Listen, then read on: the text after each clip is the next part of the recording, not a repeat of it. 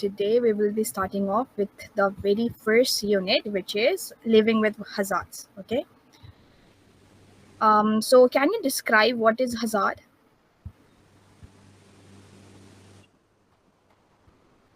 It's like a natural disaster that puts people at risk. Okay. So hazard contains only natural disaster, or sometimes it can be man-made as well. Both. Yes, correct. Both. Okay. So basically, hazard is nothing but a process or a phenomena which contains both natural and human activity, which might result into the loss of life, injury, or health impact. Understood. And apart from that, there are social and economical damages as well, such as your. Can you tell me what are the social and economical damages that can be caused because of hazard? Um, Houses can get destroyed. Mm-hmm. People can lose family members. Their health is at risk. Yes, correct. The property damage can be there.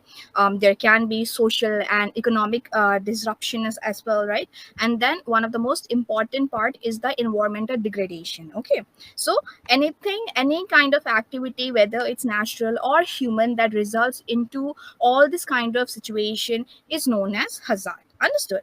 Yeah. So there are different type of hazard. Right now we are going to talk about natural hazards. So can you give me some examples of what are the different types of natural hazards? Earthquakes, hurricanes, tornadoes, avalanche. Yes, correct. So basically, natural hazard, they pose major risk to people as well as property. Natural hazards are extreme natural events that can cause the same thing, which is the loss of life, your extreme damages to the property, and it can also disrupt the human activities. So I believe you must have heard the tsunami in Japan, right? So it had led to a critical economic crisis at that period of time. Understood? So you can also give me one more example of such natural hazard. Can you give me a recent example of such a natural hazard? Something happened in Morocco, I think. The cyclone, the Yeah. tornado. Yes, that's correct. And one of the major natural hazard that has happened in the previous year was, I think, the earthquake in Turkey and Syria. Are you aware of that? Yeah. Yes. So that is what we consider as natural hazard. Okay. So the different type of huge range of natural hazard includes your volcanic eruption, earthquake, storms are there like the cyclone, the tornado that was there in Morocco. The tsunami is one of the one of the huge range of natural hazard. Landslides are there. Flash flooding, floods are also considered as one of the most dangerous natural hazards. Okay. So hazards, natural hazards has been categorized in three different category. Okay, so the first one is your atmospheric hazard, which includes your rain, lightning, snowfall, hurricanes, tornado, drought. That all comes under your atmospheric hazard. Okay, and second is your geological hazard. Do you know any of the geological hazards? No. Okay, have you ever heard of avalanche? Yeah. Yeah. Yes, that comes under your geological hazard. And third one is flooding, like flash flood. I think one of the very recent one was the flash flooding in Saudi Arabia, if you are aware of that. So these are some of the three categories of natural hazard. So now let's talk about hazard risk. Now, what is hazard risk? It is the chance or probability of being affected by a natural event, because some people, they do stay in such areas where they are aware that they will be impacted if such kind of hazard were ever to occur, but they still stay in such areas. Why? Can you tell me what are the factors that drives the people to live in such areas even though they are aware of such hazard risk? Because of culture, they can be attached to the environment because of job opportunities, family. Yes, correct. It can be because of the culture, like you said. The urbanization can be one of the major example.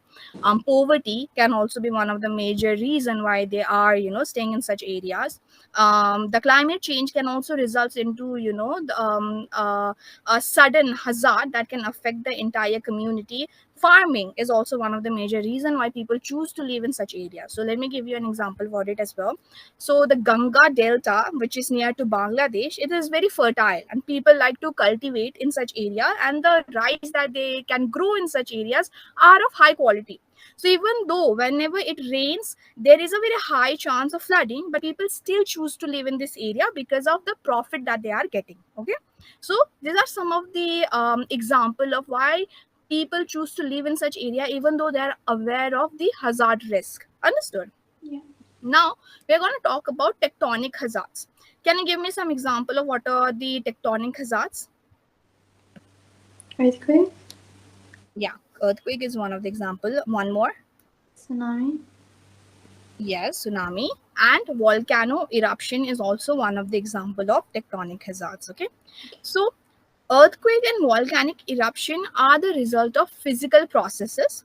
The effect of and responses to tectonic hazards vary between areas of contrasting level of wealth.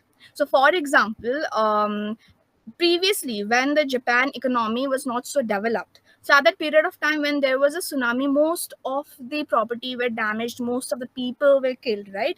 But right now, because of the advancement in the technology and the economy of Japan, they have built such earthquake resistant and tsunami resistant houses and buildings that even if there is a tsunami they are able to tackle with it properly, right? Unlike Syria, let's say Syria economy is not that developed. So that's the reason why even a bit of, let's say six magnitude of earthquake can damage and can damage the economy of the Syria a lot, right? So this is the difference that we are talking about, that the hazard, the impact of hazard also, it also depends upon the economic growth and the advancement of the particular area. Understood? yeah. So, um, why is there a pattern of earthquake? Have you ever noticed that there is a pattern that the earthquake follows whenever it occurs in any particular area? No, it's because of the plates. Are you aware of plate boundaries? How many plate boundaries are there? I don't know. Oh, okay. So basically, there are three plate boundaries: the constructive plate boundaries, destructive plate boundaries, and conservative plate boundaries. You must have learned about it in, I think, your IGCSE. You are right now in AS level, right? Yeah, geography is a new subject to me. Oh, it's the first time you're studying geography. Yeah. Okay. Okay. So, what subject did you choose in IGCSE? Business, psychology, combined science. Did you have environmental management at that time? Yeah, but I didn't choose that. Ah, okay, so it's completely new subject for Yeah. you. Okay, no problem. Let me make you understand what are the plate boundaries then. Okay, so basically plate boundaries are the plates that we find in the upper layer of the earth, which is known as the crust of the earth, right? So there are two major type of crust. First is dense and thin. So your dense oceanic crust is a part of the ocean body, okay, the water body, while your less dense and thick kind of crust is your continental crust, which where continental crust, in a very layman's term, we can say it is the surface area, the land area, while your oceanic crust is the water body area. Okay, so these plates are divided into three major plate boundaries. First is the constructive plate boundaries. You can even take note so that you can go through it afterwards, because it's very important for earthquake and volcanic eruption. So it will help you. So first is your constructive plate boundaries, which is when two plates are moving apart from each other. Okay. Okay. And second is your destructive plate boundaries, which means that the oceanic plate goes under the continental plate. Okay, let me explain to you one more time. So the constructive plate boundaries are basically the phenomena in which two plates they move apart from each other, and the reason why we call them constructive plate boundaries is because they are moving apart, and the magma, you are aware what magma is, right? Yeah. Okay, so the magma, it rises up in the gap. Okay, and it eventually leads to the formation of volcanoes. Understood? Yeah. So what is happening is that they are creating a new landform. That's the reason why we call it constructive plate boundary. Did you get that? Yeah. Okay, can you explain it to me then? Explain it to me in a very simple language. You don't have to use such complicated terms. You can just explain it to me in a very, very simple language. What did you understand? Uh, I don't know how to Explain it. Yeah. How would you write it down?